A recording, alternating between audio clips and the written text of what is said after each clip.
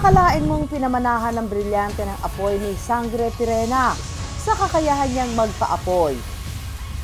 Pero ang mala firebender na ito, nagluluto lang pala ng sinangag. But it's not your ordinary fried rice. Dahil ang sinangag may flavors.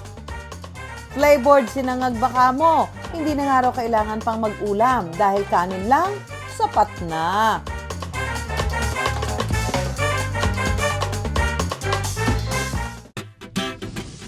Sabi ng mga matatanda, huwag daw maglalaro ng apoy. Pero ibahin niyo si Kurt dahil ang paglalaro ng apoy, ginamit niya para mas makilala ang negosyo. Ito raw ang pang-aliw niya sa mga customers habang hinihintay na maluto ang order nilang flavored fried rice. Nung time na yon, more on research kasi ako kung paano ba nagpa-fried rice, tinignan ko sa iba't ibang bansa, iba't ibang lugar, kung paano ba ginagawa yung fried rice. So, nakita ko na mas masarap daw gawin yung fried rice sa wok. May show, pag sa wok mo siya ginawa. Kasi nga, umaapoy.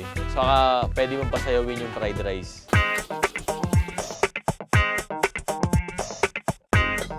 Aba, syempre, hindi pwedeng hindi ko masubukan yan.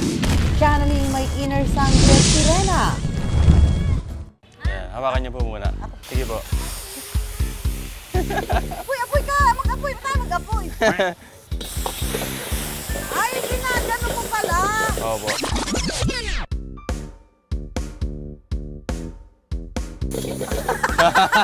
Doon, natatakot akong mag-apoy! Ako na ba ang susunod na tagapagmana ng brilyante ng apoy? Abangan! Dahil maliit lang ang kinikita, mula sa pagiging driver ng isang ride-hailing app, naisipan ng 26 years old na si Kurt na magnegosyo. Nung una talaga, ang gusto kong ito yung business is tuna vegetable sandwich. Kasi yung paborito kong gawin Ang problema, wala raw siya gaanong kaalaman sa pagnegosyo. Kaya naman to the rescue ang business owner at kaibigan na si Juni. Hindi ako comfortable sa ganung business kasi alam ko yung net margin ng sandwich. Masyadong maliit pero mataas yung expenses. Sabi ko, hindi tayo kikita dito. Biglang may nag-tick sa isip namin habang nag-uusap kami. What if rice ang ibenta natin? Kasi malaki yung margin ng rice Dito na nila naisipan na mag-imbento ng iba't ibang flavor ng fried rice.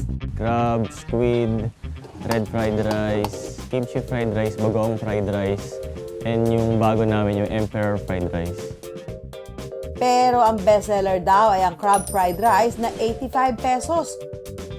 At emperor na may sahog na hipon at sausage na nagkakahalaga ng 190 pesos. Sa kanin pa lang daw, solved ka na. Pero kung bitin pa rin, may mga add-ons naman gaya ng dried danggit at Hungarian sausage sa halagang 60 hanggang 90 pesos. Okay, ngayon papakita ko sa inyo paano gumawa ng Emperor Fried Rice. Let's go! Sa isang wok, magpainit ng mantika, saka igisa ang kamatis at sibuyas. And it's showtime!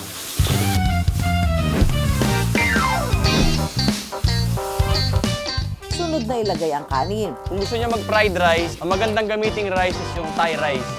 Kasi yun yung mga buwaghag na rice. Hindi siya sticky. Saka dapat, yung rice na gagamitin nyo, hindi yung bahaw na. Dapat yung bagong saing. Naglalagay si Kurt ng 5 iba't ibang klase ng pampalasa. Sunod ang liquid seasoning at sesame oil at mga gulay na repolyo at onion leeks. Iwas-iwas na yan! Para sa toppings, piniritong hipon at sausage. And here's our Emperor Fried Rice.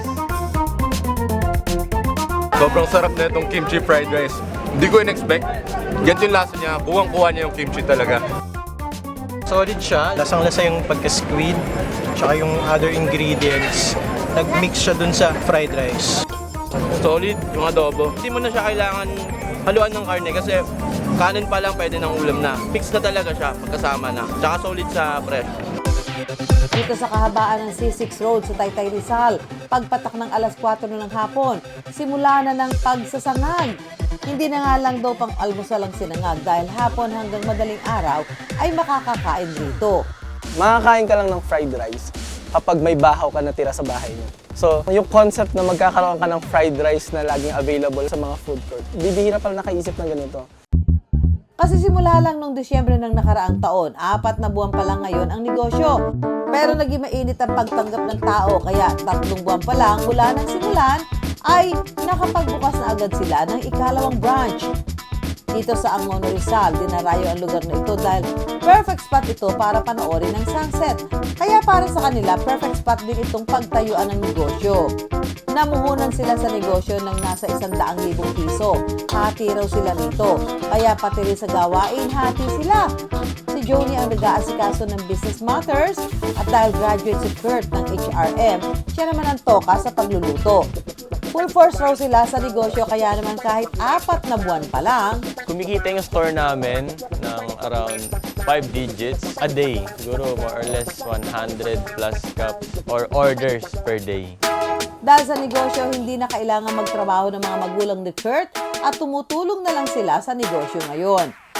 Si Kurt, aminadong marami pang kakainin bigas pagdating sa pagnenegosyo. May mga sinubukan man siyang negosyo noon, wala raw sa mga ito ang nagpatuloy. Dati kasi wala pa akong idea eh. Tapos wala akong mentor na nagtuturo sa akin ang dapat na gawin. So yung mga decision ko sa akin lang. So hindi ko siya napalago, napalaki. Kaya para sa kanya, mahalaga raw na palibutan mo ang sarili ng mga tamang tao na makakatulong sa iyo, katulad ni Joni. Nagagamit niya ang karanasan niya sa negosyo para magsilbing mentor ni Kurt at ang pinakamahalagang bili niya rito, Maraming tao kasi ang iniisip nila, ang pagninegosyo is about lang sa pera. Money in, money out. Para sa akin kasi, ang pinaka-importanting lesson na natutunan ko is character. 85% ng pag-business, nagko-fall sa character. Siguro yung 15% yung skills, lahat ng mga kakayanan mo, talino mo, diskarte mo, andun na yun eh. Pero number 1, character. Kung wala kang character, hindi ka pagkakatiwala ng tao.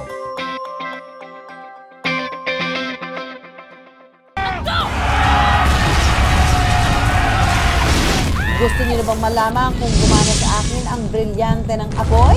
Paglagay niya po ng ganun, itatapat niya lang po sa apoy tapos balik na ulit sa haluin. Stress na ako! Ako marunong magluto pero hindi ko kasi ginagawa pinapato yan ng kawali. Doon natatakot akong mag-apoy. Okay po. Okay. Ingat, ganun niyo po ha. Hoy, ayaw mamatay! Sige, hayaan niyo lang po ha. Matay po Mamatay yan. ba yan? Mamatay! Ay, akala ko may siga. Ayan, tapos sasangag na po natin. Sangag-sangag yun natin. Ayan na, marunong na ako. I'm an official firebender. Aba, mukhang hinahamon ako nitong si Kurt sa pagsasangag, ha?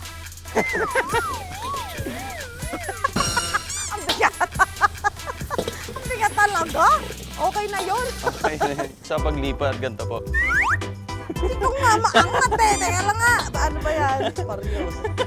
Ihagis niyo lang po yung rice. Tapos, Ihagis ka? Sige nga, Kurt, tulungan mo na nga ako. Paano tayo naglalaro nito? Ito na nga, O yan, lipat na natin to. Ang bigat talaga. Dahil napagod ako magluto, aba dapat lang matikman ko ito. Kung hindi kayo nagkakanin, huwag nyo nang tangkain tikman to. Mapaparice ka talaga. Sarap. Kahit wala ulam. Tanalo! Kahit simpleng pagkain, nagiging panalong negosyo. Basta't may nag-aalab na puso, sipag at dedikasyon sa ginagawa mo.